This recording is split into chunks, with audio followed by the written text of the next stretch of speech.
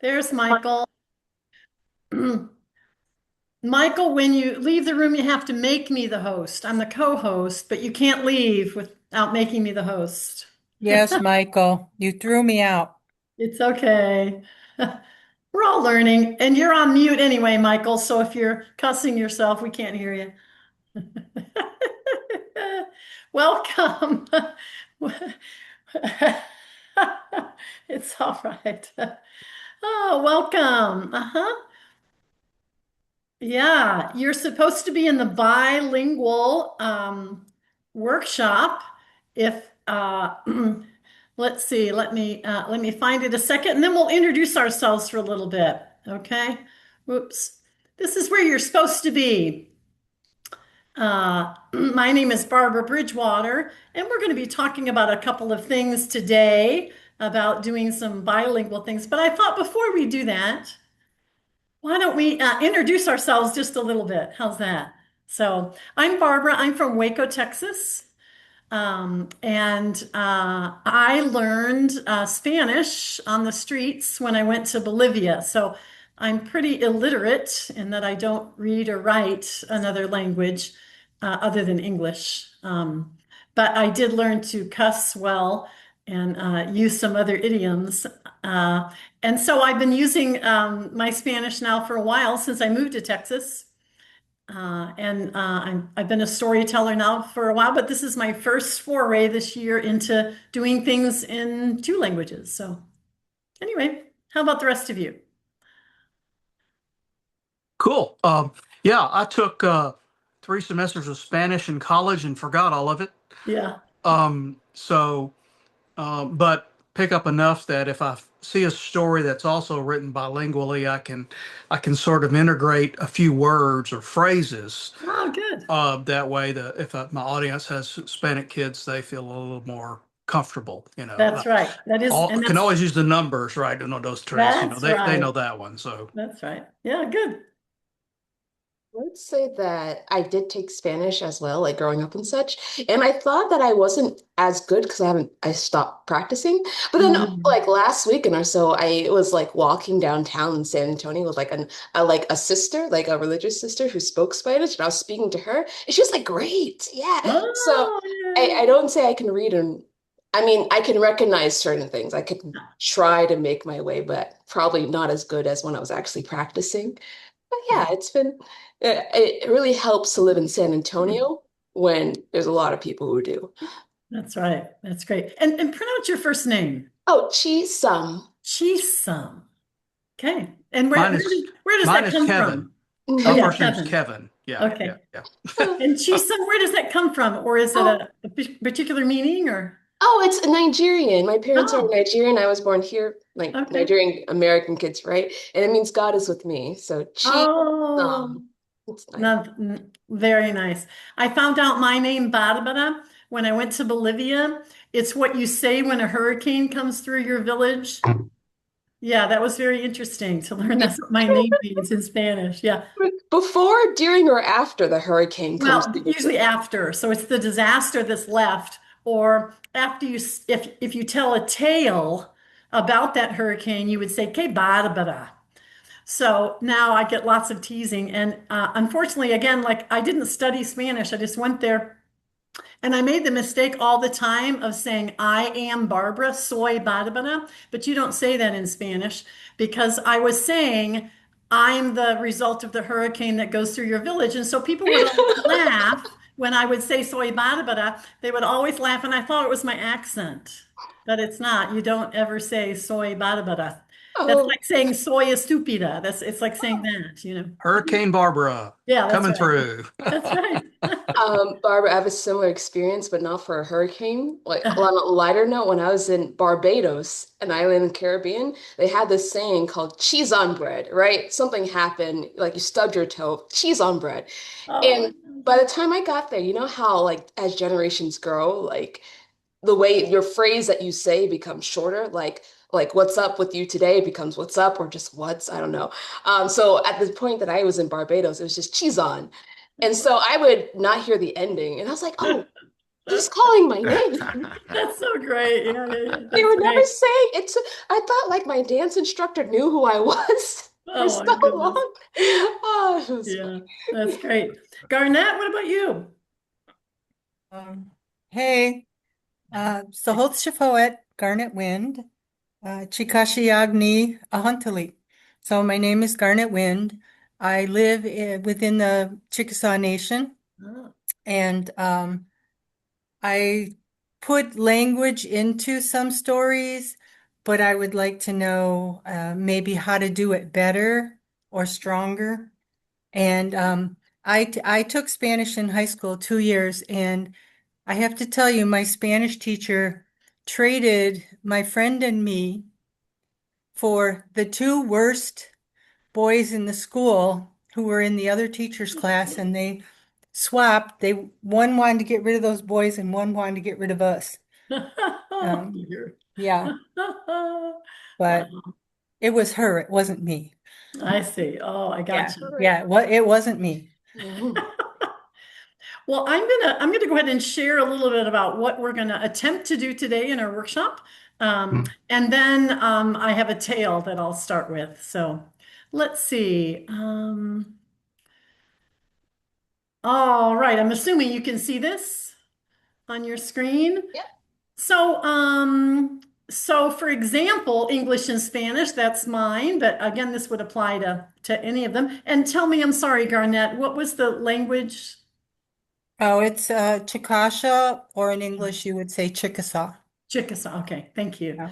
So, not just as content, but actually how it's a dynamic element of rhythm and character voice and emotional impact. So we're going to cover a few techniques. We'll talk about momentum, clarity, and something called code switching, which is when you switch from one language to the other. So here are some things we're going to attempt to do, again, together. We're going to look at the first one there is analyze the narrative and emotional impact of code switching. So how do we do that? So I'm going to be telling a whole story. I have two examples. One is a whole story in two languages, and the other one is from a book that just uses a couple of words, like Kevin was saying, as I'm telling a story. So I'm going to use those two examples today, and then we can talk about other ones. The next one though is to design a bilingual performance that maintains clarity, engagement for an audience with varied language proficiency. So one of the things that I'm going to do in my story, I'm assuming no one knows the second language. So those of you that know a little Spanish, that's fine, but it's really designed for someone who knows no Spanish at all. So we'll see what happens, see how it goes. And then again, using our vocal techniques that differentiate when we're changing characters or languages. And then the last one is to develop the criteria for selecting which story components are best delivered in which language, right? So those are pretty lofty goals. We'll see as we go along. And I mean to make this interactive. And again, this is a new field for me. I consider myself not truly bilingual because I didn't grow up learning Spanish. Again, I went to Bolivia when I was 28 and learned on the street. So I don't consider myself bilingual, but to the degree that which we're trying to use two languages. That's how we'll use that word for two languages. All right. If I was in person, I would already have this on, but this is my costume for the day. There we go. All right, we'll see how we do. Me llamo Maria. My name is Maria. Soy una amiga de Bárbara por muchos años. I am Barbara's friend for many years. Pero hay que cuidarse de ella. Would you help take care of Barbara? Me morí hace 6 meses, pero solo tenía 37 años. I died 6 months ago. I was just 37. Éramos amigos, Bárbara y yo, por muchos años. Hemos conocido a un shelter donde mi familia y yo estábamos, y Barbara trabajó. We had been friends, Barbara and I, for many years. We met first at a homeless shelter where my family and I were there, and Barbara was working. Hemos estudiado y discutido mucho de la Biblia. We argued and discussed the Bible a lot. Claro que sí, Bárbara siempre pensaba que tenía razón y era correcta. Of course, Barbara always thought she was right and I was not. She still argues with me. Ella siempre discute conmigo, aunque ella no puede oírme mucho. Entonces, peor, piensa que tiene razón siempre. So since she still argues with me, she has a hard time though hearing my voice anymore. So of course, she still thinks she's right all the time. Nuestros esposos eran amigos. Los dos trabajaron en construcción. Even our husbands were friends. They both worked at construction. También tenemos dos hijas. Igual, casi la misma edad. We also have two girls. They're almost the same age. We raised them together. Shelley, Sophia, Hannah, Claire. Ya están en los veintes. Todavía. Barbara habla con mis hijas gracias a ella. They're in their 20s now. Barbara still talks to my daughters. I'm so glad. Uno está embarazada. Ya va a tener su hija.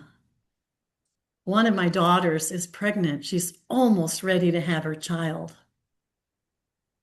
Mi hija está bien enojada contra mí, que no podía esperar que ella nazca.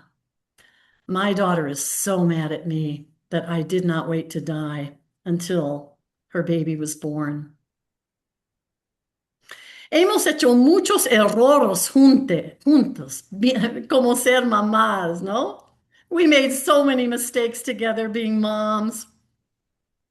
We raised them together. Yo estoy bien agradecida, Bárbara, que todavía está con ellas. I am so glad that Barbara is still with them, raising them for me.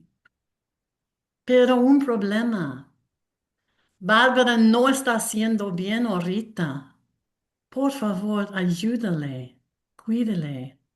But there's a problem. Barbara isn't doing very well right now. Could you help her? Would you try to take care of her? Entonces, ella tiene la misma edad. No, la misma enfermedad que yo. Barbara has the same disease as I do. Ella está todavía bien. Está tratando de vivir con este mientras yo me morí. Barbara is doing okay so far, even though I died of it. Mi cuerpo, en fin, no podía seguir. My body, at last, couldn't keep up. Yo vi a Bárbara la última semana de mi vida. Ella estaba tratando de animarme con versículos bíblicos y siempre me mandó cosas para mejorarme. Habló mucho con mis hijas. Barbara kept sending me text messages. She was traveling at the time and she would send me Bible messages and to my children. Entonces, pero cuando ella se fue, ya me morí. But when Barbara left, I died. Barbara tiene un tiempo un poco difícil. Barbara is having a hard time. Ayúdale. Please help her. Barbara preguntó a sus doctores, quizás como ella se siente mejor, quizás puede hacer unas cosas ahora. Puede ir de largo camino. Se llama el Camino de Santiago en España. Since Barbara was feeling very well, she went and talked with her doctors and said, "Oh, since I'm doing so well, could I please do something called the Camino de Santiago? It's in Spain. It's a long walk." Sus doctores dijeron que no, de ninguna manera. But her doctor said, "No way. Nunca. Never." Barbara está bien frustrada. ¿Por qué no puede? She's so frustrated. Why can't she? Pero sus doctores dijeron, porque quizás puedo morir. Her doctors told her, because you could die. Barbara está frustrada. Pero es la verdad. Yo no quiero verle aquí en los cielos todavía. Ella tiene que seguir un momento más.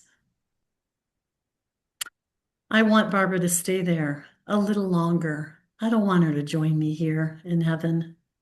We can do that later. Por favor, cuídale de ella.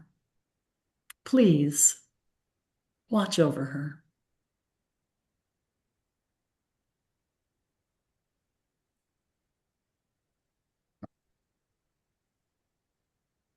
All right.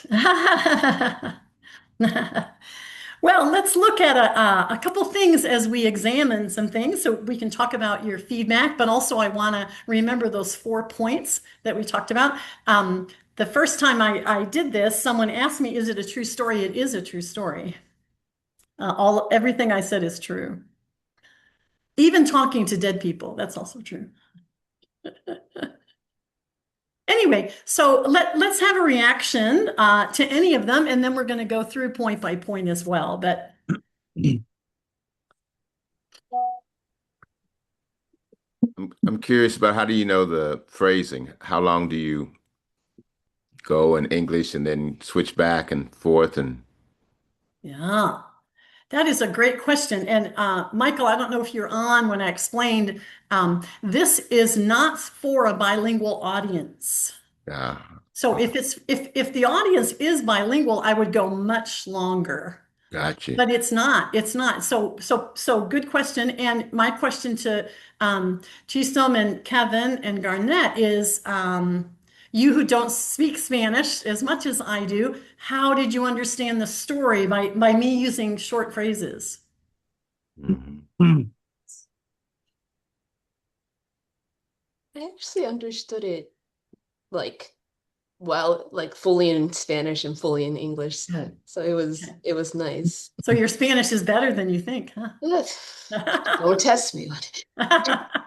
I it's like Storius Interruptus to me, but um, Yeah. I years ago had opportunity to preach in Mexico, and I did not do in Spanish. I had a translator, and I would tell a part, and then she would do a part, and that kind of thing. It was an awkward rhythm to get to used to, as I've not used to it, never practiced, never worked with her.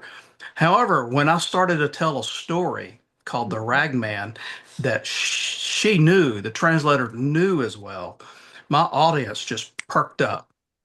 And that just one of the things that showed me that how powerful story is, even across cultures. So plus the translator knew the story, so it was a lot easier for her to tell it over. So Yeah. so I've always been interested in following up with that. Yeah. Yeah. Good. Mm-hmm. Mm-hmm. Yeah, I understood a lot of it. Years ago, I went to Puerto Rico and I understood and spoke to people and conversed and had no problem, even with just my 2 years of high school Spanish.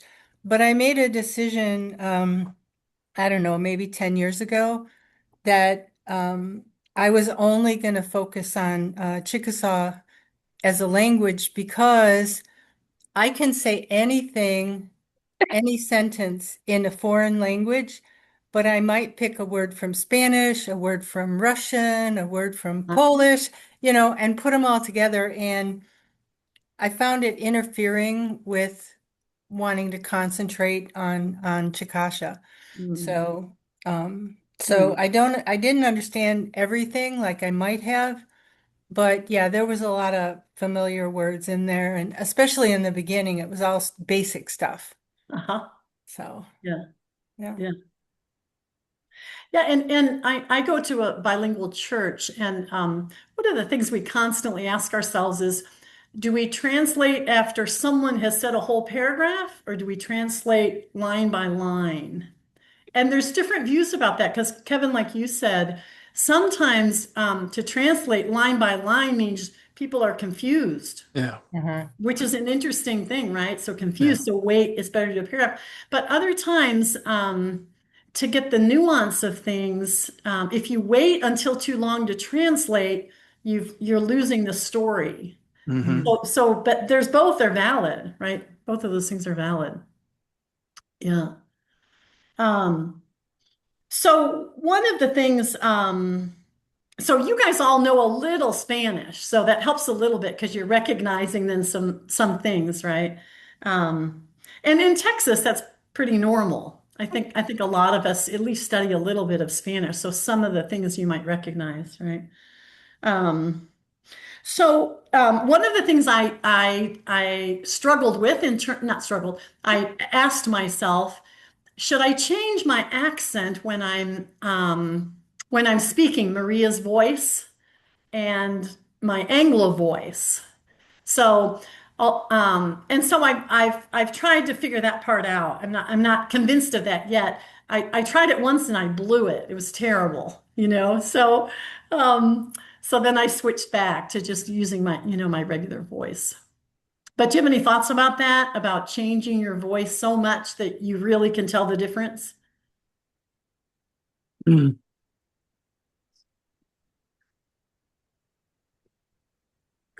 Yeah, I guess it depends on how well you can change your voice and speak in an accent. Yeah, If the right. accent is distracting, then no. Yeah. Yeah, that's what I found. And I found I'd be code switching in the middle of a sentence, which it just, yeah. Yeah, in the end I gave up. Yeah. And I don't know, Garnett, if that would be true also for Chickasaw, um, because it's so different than English. I don't know if that's easier or harder for you, Garnett. Well, Chickasaw is a very difficult language to speak Mm, because there's a lot of inflections and nasalized vowels, and it's different in a lot of ways. And I, you have to hear a lot of it before you can even attempt to imitate it. mm, And it's still hard if you mm, didn't grow up speaking it. So, mm, but people know when they hear it, they know if it's right or not. mm, mm, mm, And I think it's better to strive for correct. mhm, mhm, Oh, Garnet, I have a question. When it comes to Chickasaw, Chickasha, the structure when you put phrases together, is it the Mhm. same as English, like Mm. subject, verb, object, or is No, it? Oh, how does it go? it's I'll try to be brief if it's okay, Barbara. Sure, go ahead. No, yeah, go ahead. Okay. It's no, it's very different. In a very basic structure, you would have subject, object, verb. So the object's in the middle, not somewhere else. And it's a language built upon verbs. So you have the verb, and then you add prefixes and suffixes to tell who and what and where and Oh, when. yeah. And there's no word for is. So you have to figure out where that goes. There's like no words Mm, for certain things that seem like they should be obvious. So it's a different mindset. But yeah, mm. the order's all wackadoodle. Wow. And in some ways, like English was my second language. German was my first, but but it's like some languages where they say, yeah, I don't even want to, yeah, but it's kind of Interesting. wackadoodle how it's put together, and Yeah. it has irregular verbs and it has changes, and the way you make things negative is you add some, you add like an ick at the beginning and an o at the end, and that changes the whole sentence, or you can just say Kyo. And ugh, and there's a lot to, there's a textbook on how to learn it, and nobody reads that except me because Mm, it's crazy difficult. mm. Interesting. I was asking because we're sorry. Last small thing. I was asking That's because we're okay. saying, Don't apologize. It's all right. yeah, how we're saying whether to like do by line or Right. chunk by Right. chunk, and because the structure is different, then it makes me think Right. like going by theme, or the action that happened if it's That's like right. verb structured. Yeah.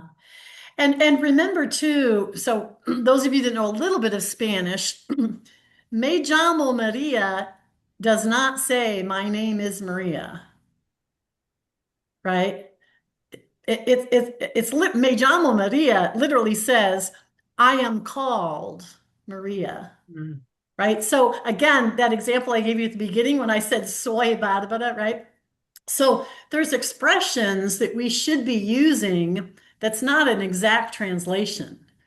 So be careful when we're like you're in, and it's a good point, not just about Chickasaw, but anything we don't want to exactly translate. That it has a whole different meanings of things, right? If I said mi nombre es Maria, the whole world would know that that is not a Spanish speaker talking, right? Because this that is not what they say in Spanish.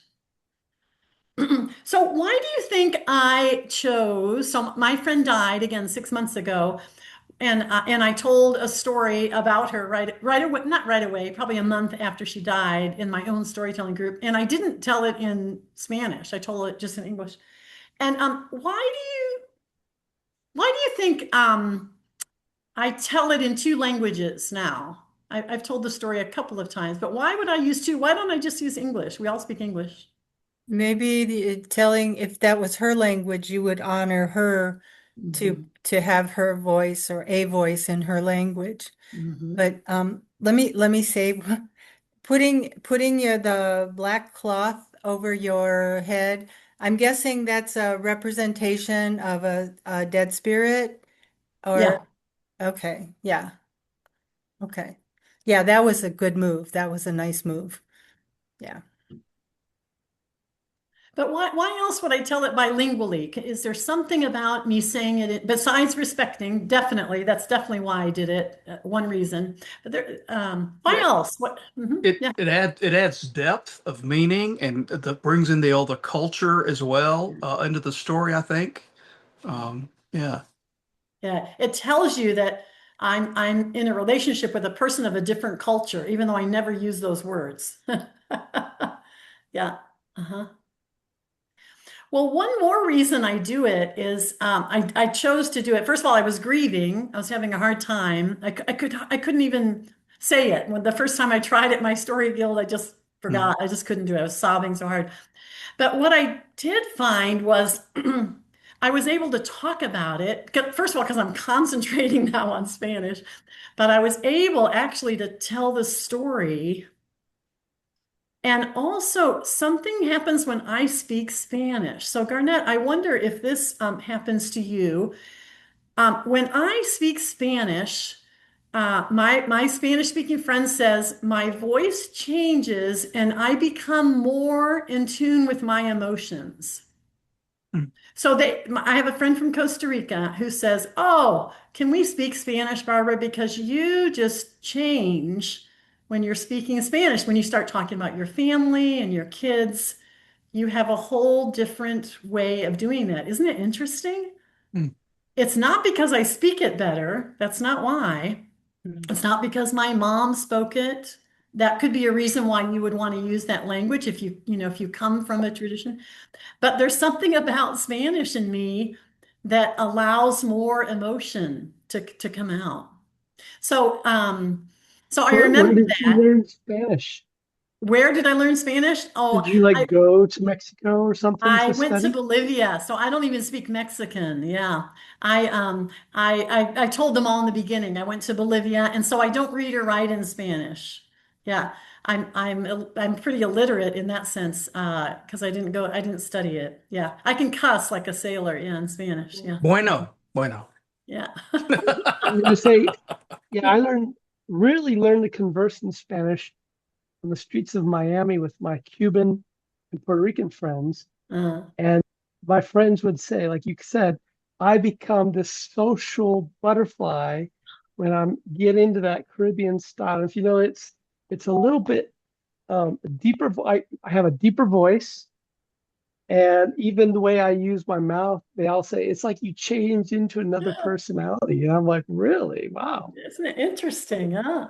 Yeah. Yeah. And when I moved back to California, my hometown, I was dating a lot of my friends that were bilingual that were Mexican, and they would always say that they're like, "Hey, you're weird." They didn't really know Cuban, so they didn't know what the Cuban culture is. They're a Yeah. little bit abrupt and they're a little bit forceful, I guess you could way. Either a lot of their personality, their language, the phrases they use, you Yeah. know, Yeah. they just say, "Leave it, go away," but they're not saying it rude. Anyway, Yeah. yeah. Yeah. Garnett, do you find that when you're speaking your language, does something change personality wise with yourself? I haven't really noticed that, Okay. but what John was just saying about how you say things, it's definitely cultural because I grew up in the Midwest and I now live in what's considered the South. And the way that you communicate in the Midwest or in a big city is very honest and forthcoming and, brutally honest, I guess. And you could never be like that in a southern place because they would think you are just the rudest, most terrible person.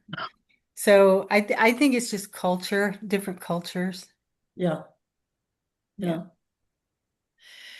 Well, I want to talk about another thing, and this is what Kevin alluded to. I'm not going to read this story, but this is, and I'm trying to do it on Zoom here. I worked with Dean on how to do this well.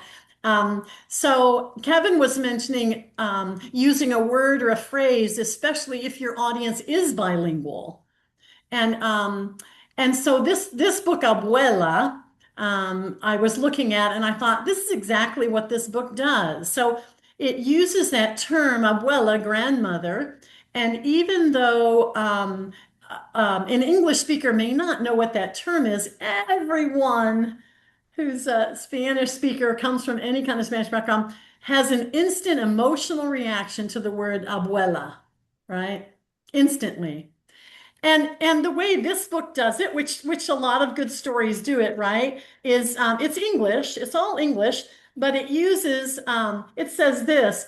Whoops, here I'm trying to do it here.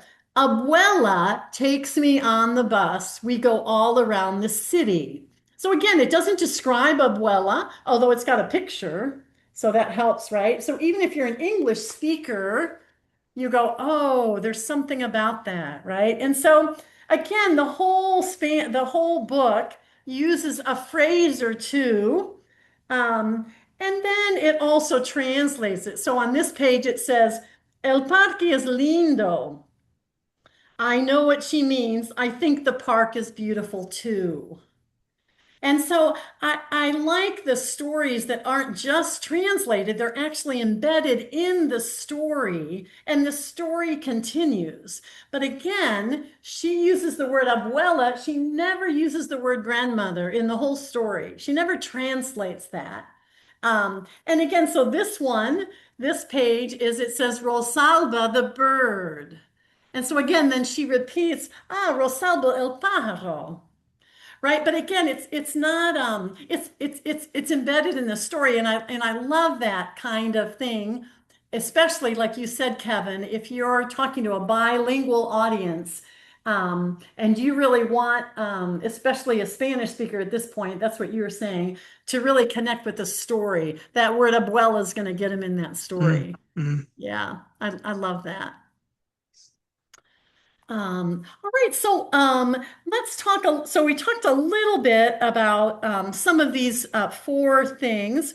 Let's see if there's any other questions or comments. Again, John, we were talking about code switching, switching between two languages, talking about an audience that has different proficiencies in both languages or more than one, I guess even more than two languages, right?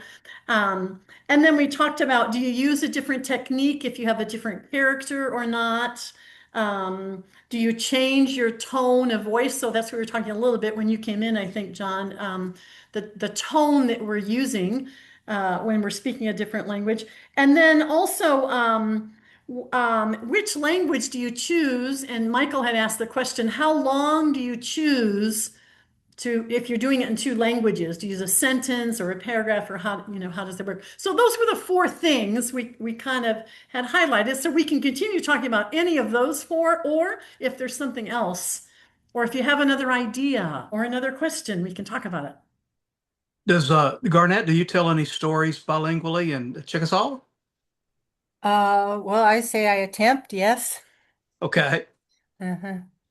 Yeah, there are traditional stories, and then there are some just very well-known stories within the culture. Mm, And I so far will tell them bilingually, but at some point I intend to try telling just straight Chickasaw. mm, Um, but I haven't really tried that much yet. I'm not ready for that, but Mhm. I look at it like a teaching experience, like learning experience for the audience. mm, And I just published 4 Chickasaw language learning books for kids. So mm, and for their parents and grandparents. So if you didn't know anything and you got those books, you could teach your kid mm, because and so they're written, they're not spoken, which makes it hard, but there's the Chickasaw, and then I put in parentheses if it would be English phonetic sounds. So if you can read phonetic English, you can get close, right? mm, You won't get it right, but you'll get close. And mm, then I put the translation. So, mm, and then I have pages that tell the parent how to teach it, mhm, how the structure goes. mhm, So I'm more about education, I guess. Mhm. mhm, Yeah. mhm. Well, that's a big piece of storytelling. Yeah. Yeah. Yeah. Yeah. I wonder if it's a short enough story. Could you tell the whole story in one language or the other?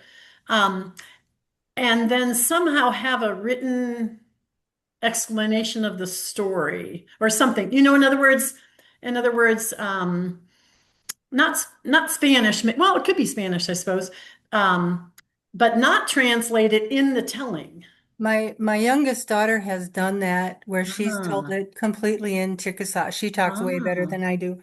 But she's used a whiteboard and ah, then she'll draw, like she'll say, the blue bird, and then she'll grab a blue marker and do a rough bird, and she'll say, flew over the water, and she'll draw some water. I And love that. and so yeah, I'm not sure. I guess it depends how much what your tolerance is for paying attention, you know? Yeah.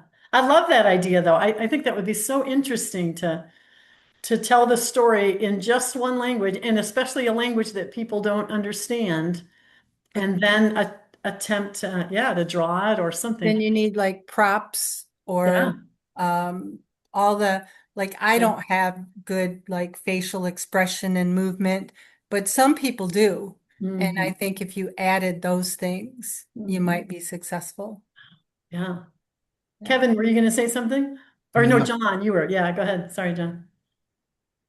Yeah, when I learned Spanish conversation in Miami, I realized a lot of it was because I was a Mormon missionary for 2 years there. I memorized, I mean, just banged it out, memorized the 10-minute presentations talking about the beliefs and trying to lead with someone to come to our church. So now, 40 years later, I'm thinking, wait a minute, what if I took a very simple story that I know really well, the Three Little Pigs, Hmm. And I listen to it. I have the audio. I listen to it every day and read it as I'm listening. And now I'm memorizing it phrase by phrase. My Spanish is very rough. I learned it in the streets and just casually. Yeah.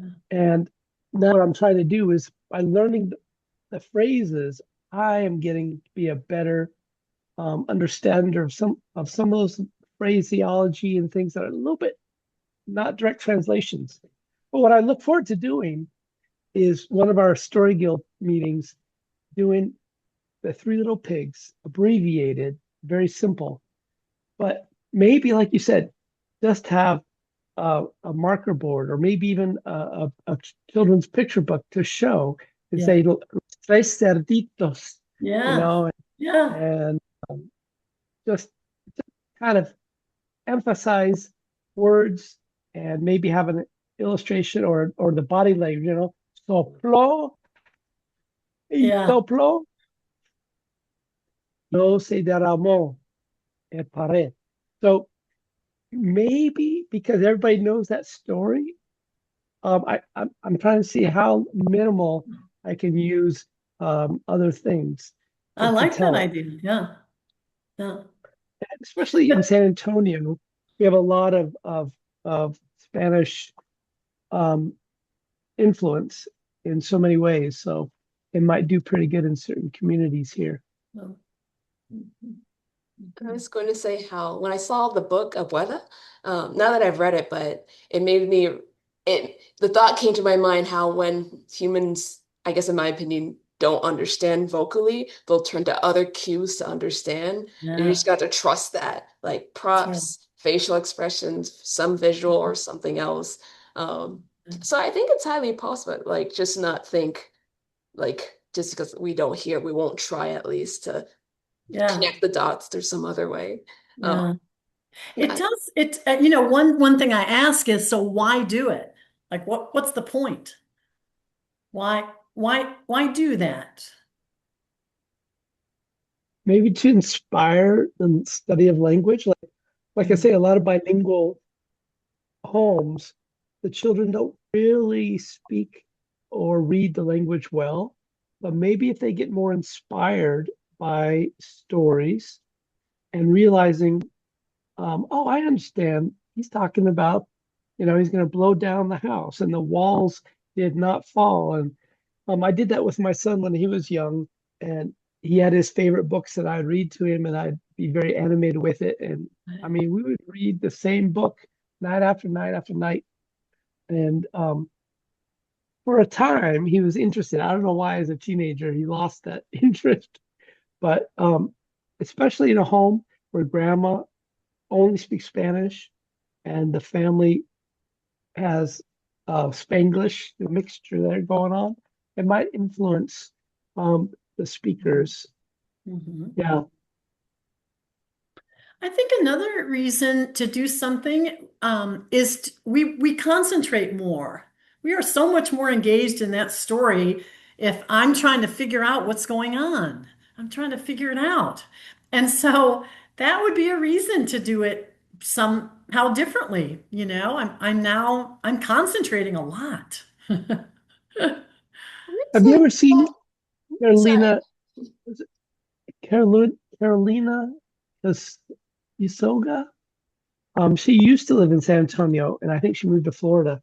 But she'll tell a lot of very old Nahuatl and old, native of Mexico and Central America stories. And so when she shares the name of the god, maybe Quetzalcoatl, the winged Mm, god, and then his lover, and what I can't remember, and so she'll share that this is a Nahuatl word. Notice how it has that kind of that snap, Nahuatl. Yeah, Quetzalcoatl. yeah, And then you could say, and then, but then so often she's using phrases in Spanish. And I think that's what she does is she kind of inspires people to want to look into it and understand the culture more. And yeah. but it's cool how she oftentimes can find words that we already know and see a lot. Like you could even say, let me think what would be an example. Well, el baño, and then you could say, and we see it, we see the word everywhere. El Yeah, baño. She had to go to the baño. yeah, I don't yeah, know. yeah. I can't remember exactly, but I think it inspires people to think, oh, there's a lot of words I know, and it's fun to, Mhm. like you said, kind of figure it out almost like a mind, like Yeah, a puzzle. yeah, a puzzle. Yeah. Geez, you were going to say something. Yeah. Oh yeah, John. Just kidding. No, Ah, I was gonna say, like when you said it helps us concentrate more, I was thinking, well, it could be both ways. Like just for like Garnet's educational, it seems like it could help like educational for both the storyteller. You need to do more research. You need to like mhm, try to focus to get it right, to make it sound mhm, authentic, to give honor to the language itself. But mhm, also it helps the audience, like, oh, this is something new. mhm. So Yeah. Yeah. It's something it's new. both Yeah. ways. Yeah. Yeah. I think there is something that inherently, of course, I studied linguistics, so I love linguistics. I think there's something inherently curious about language. I believe that about either hearing it or speaking it or seeing it or understanding it. I think there's something fascinating about language. And anyway, so. Well, we're getting to the end of our time here, so I wanted to make sure we knew a couple of things. You know that if you need some CUs, right, credit of this, you can go to the, listen to you, yeah, John, you don't, but you can get some credits for doing that. And our next place that we're going to, I think we're having a little bit of a break, am I right, John? We have a little bit of a break so that we can then get to our next lessons or our next workshops, right?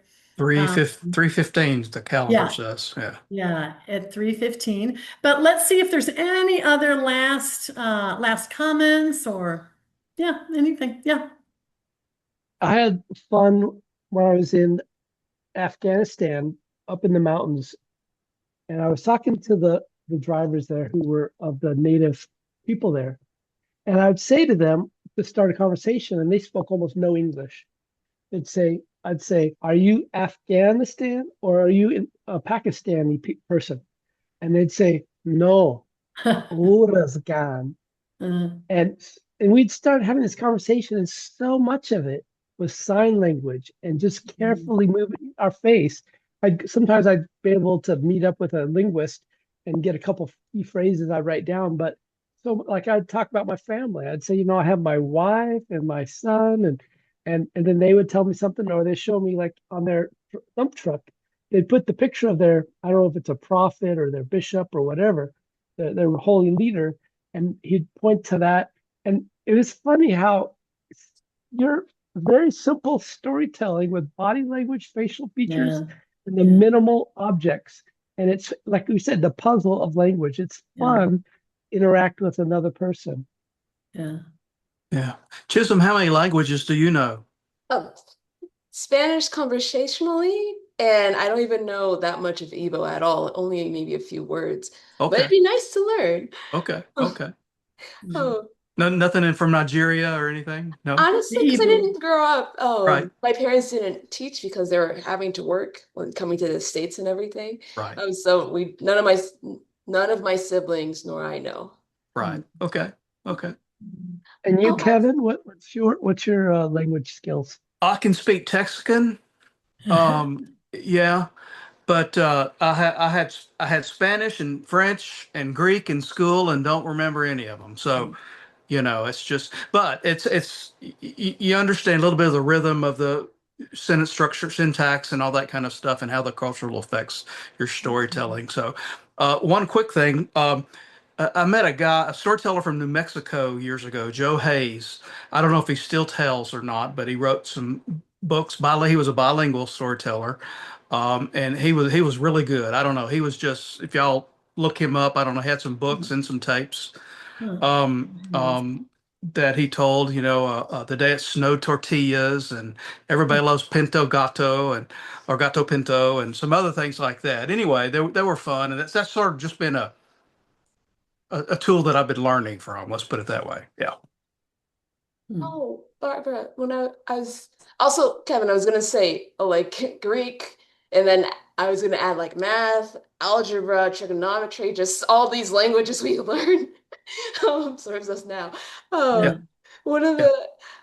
the going to mass here, when sometimes when a bishop comes, one thing that I like, one of them like speaks in Spanish, then goes straight to English, then speaks in Spanish, then goes straight without translating it word for word. It just when it's going by context, like it's a bit embedded in like what was Mm. mentioned previously, but not directly. Mhm. So it's That's just right. continuing the conversation, and we're Right. like, okay. Yeah, I understand. Okay, this is so I feel like just like what you said, John, we could probably go by off of less than what we think we need, truthfully, Yeah. but Good, it's good worth point. trying. Yeah. Yeah. That's good. I have Yeah. a question for you Hmm. Spanish speakers. Yeah. What would you say the 3 to 5 most loved Spanish stories are Oh. for children? La Llorona, Yeah, the yeah. woman, the And the crying at the horror river. story, really. Yeah, yeah, Yeah, yeah. that's a good one. Um, I don't know. I think of another one I've I heard don't. recently. I have no idea what the No idea. favorite of the culture. There's just one I tell that I have. It's called Little Half Chick, Medio Pollito, and it's and get kids interactive with that, so I need to add to my repertoire. Mm. Huh. Yeah. Yeah, I Um, don't know. Yeah, La Llorona was the only one that came to mind for Yeah, me. Yeah. yeah.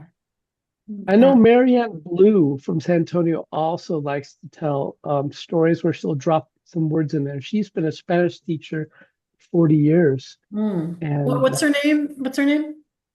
Mary Ann Blue, You're gonna have to say that last name or spell it or something.